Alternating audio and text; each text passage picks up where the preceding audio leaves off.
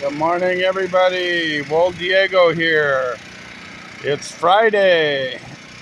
Yes, 29th of September, 2023. Finally, September's coming to an end here. I got the wheelchair puller up and running, ready to go to Starbucks this morning.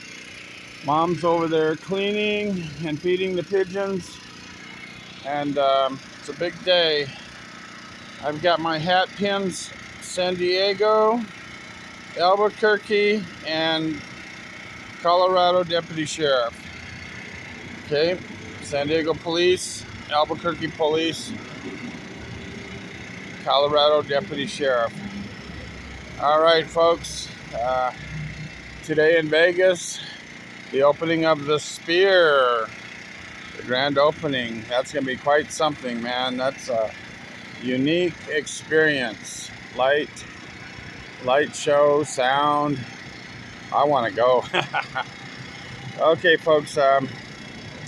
Today should be some guys and gals over at Starbucks for coffee and telling war stories.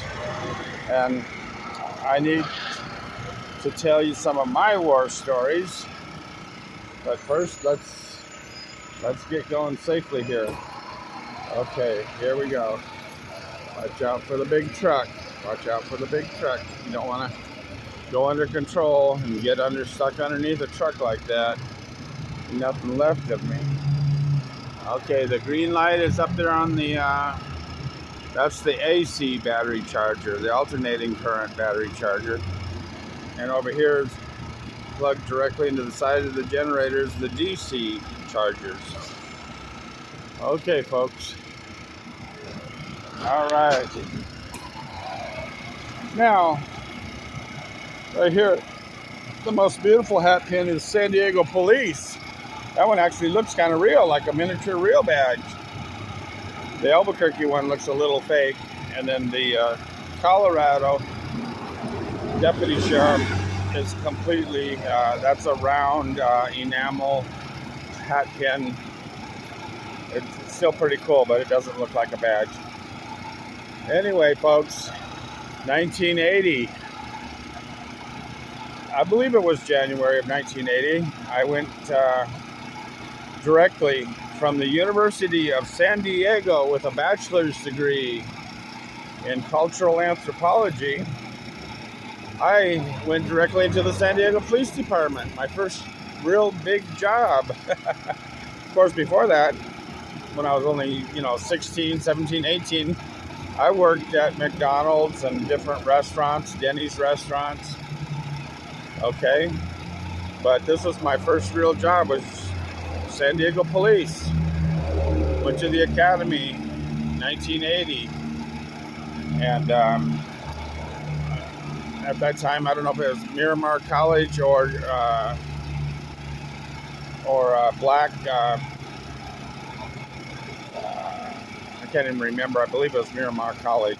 San Diego Police Academy was part of the college. So anyway, 22 years old, first law enforcement academy experience. And what I remember, okay, one of my training instructors was Gil Padilla. You recognize that name from Joseph Wambaugh's book, Lines and Shadows? Gil Padilla was on the BARF team because he spoke Spanish. He looked Mexican, and their claim to fame, the BARF team, was they were in the foothills outside of San Diego, in southern San Diego, between Mexico and San Diego. And they would dress up like illegal aliens themselves, ponchos. They looked poor. And they would get in line at night when the illegals were coming over the hills and down the trails. They would get in line with them and act like they were one of the illegals. Well, the thing is there was like 4 of them though. And underneath their ponchos, they had sawed-off shotguns. Talk about a deadly situation. And these banditos would come in to rob the illegals, the undocumented. And Gil Padilla and the other guys on the team, they were required to identify themselves. San Diego police. And if the bad guys did not drop their weapons, boom, boom, they would blast them. My academy instructor had personally killed, I know, at least 4 people in that manner, you know, like being robbed at gunpoint. Very dangerous. And after that, they said, okay, no more BARF team. You're going to the San Diego Police Academy. So that tells you right then and there that it was serious business, you know. The instructors that had killed too many people got assigned to the academy. And just remembering, you know, it was very hard, you know, academic and physical and shoe shine and, you know, helicopter rides just for training purposes. But in one of our gym classes, out of the blue, they come up behind this recruit, just like the rest of us who's sitting there. But this guy's kind of a asshole, you know. He's not the type that's really going to make a good police officer. They must have known it. They come up and they choke him out right in front of us. And I'm talking about the chicken choking the chokehold. This guy passes out and is flopping like a fish in front of us on the mats. You know, wet his pants, the whole bit. Full-blown chokehold on one of the recruits. Oh my God, try that today. Anyway, they later shelled him out of the academy. You know, they must have known that he wasn't going to make a good cop. But, oh my God, you know, the chokehold is one of the most controversial moves in all of law enforcement, you know, throughout the whole country. But we got to see it firsthand, and it works. It worked. This guy was just full on choking like he's having a grand mal seizure, flopping like a fish in front of us, unconscious. Ugh, hate to even think about the lawsuit. But it didn't come in those days, you know. There weren't the lawsuits like there's today. So I remember that from the police academy.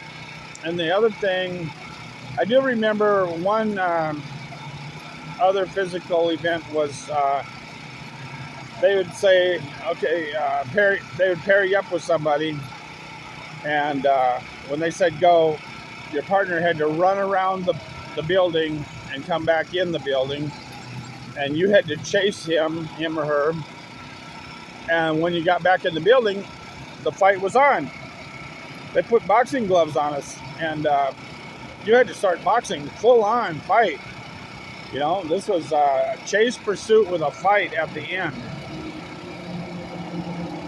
And I remember just cold cocking this guy as hard as I could hit him, and I knocked him out more or less. And he never did like me after that. And I also had a sore thumb for a couple of years. My thumb hurt. It kind of like maybe cracked the bone. But that was two things I distinctly remember from the San Diego Police Academy.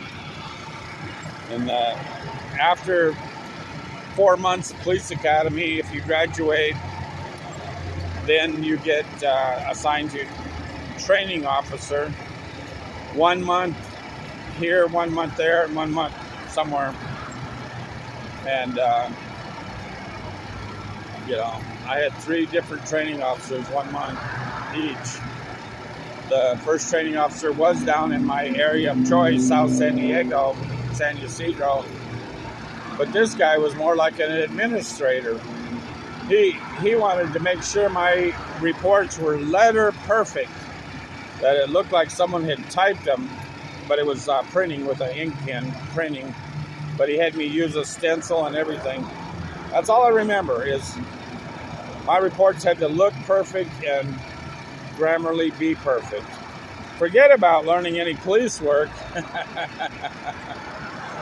And then the other, my next training officer was downtown San Diego, an old crusty veteran officer ready to retire.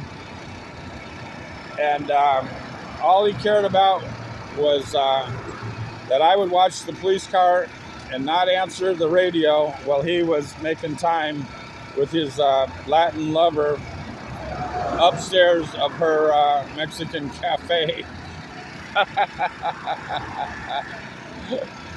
You know, you say, I got to go do something. Upstairs in the cafe was a little apartment, and I'd be down in front of the cafe in the squad car. Whatever you do, don't answer the radio and don't do anything. Oh, my God. And then my third training officer, he was a pretty good officer, but he was more concerned about rebuilding his hot rod cars at home. And he'd take the squad car around and in between calls.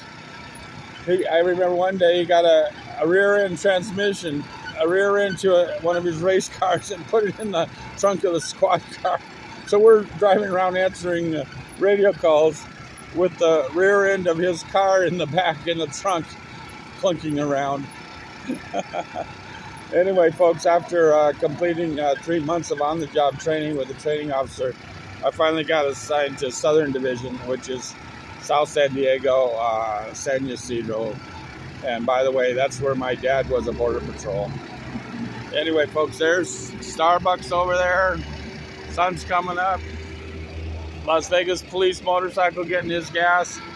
And let's have a good day, folks. God bless.